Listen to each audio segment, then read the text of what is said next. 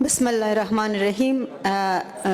د وکیل صاحبانو په اجازه رئیس صاحب کومه ستونزه چې د مقننه قوې او اجرایه قوې په منځ کې پیدا شوې ده نو دغه د ملک په ګټه نه ده. زه فکر کوم چې دغه ته باید یو د حل د لاره په ګډه دواړه قواوې راوباسي.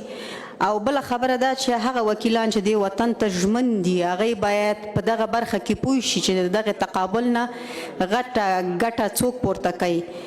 بله خبره ده چې رئیس صاحب دلته یو تعداد وکیل صاحبان دي چې یو سمت ته یو ډلې ته یو قوم ته ډېر بد الفاظ استعمالوي، حتی هغه کلام د هغه هم په نظر کې نه نیسي. نو زه دغه وکیل صاحبې ته وایم چې هغه وخت کې چې په اویایمه کلونو کې چې د مشر نه نیولې تر کشره پورې د ستا واکو آیا د افغانستان اردو ړنګه نه شوله؟ آیا په افغانستان کې بې پشتیوانۍ پیسې په کانټینرونو کې نه چاپ کېدلې؟ د افغانۍ ارزښت صفر سره ضرب نه شو؟ آیا په هره برخه کې د افغانستان او یوازې په کابل کې په سلګونو او په لسګونو پاچاهیګانې نه وي؟ آیا د خلکو نه اندامونه غوڅ نه شول؟ نن ته څنګه په دې جګ غږ او په دې جګ سر باندې دا خبرې کوي چې دلته دیکتاتوري ده او یو ډلې او یو سمت ته واک ورکړل شوی دی؟ زه هیله کوم چې دغسې مسایل که چیرې په تالار کې مطرح کیږي دا به په تالار کې غبرګون لري او تالار به په دوو برخو وویشي.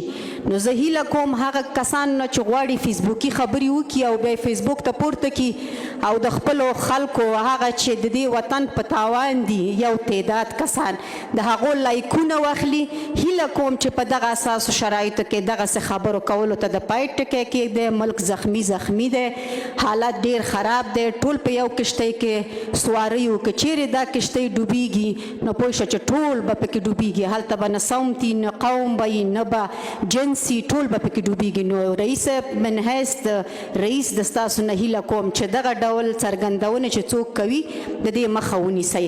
او بله خبره دا چې د همدغه سمت خلکو چې د ستا اولادونه نن په استرالیا کې کېنول، نو زه د ستا نه هیله کوم چې بل ځل دغسې خبرې ونه کوي، ځکه چې بیا زموږ د صبر کاسه هم نسکوره کېږي. مننه.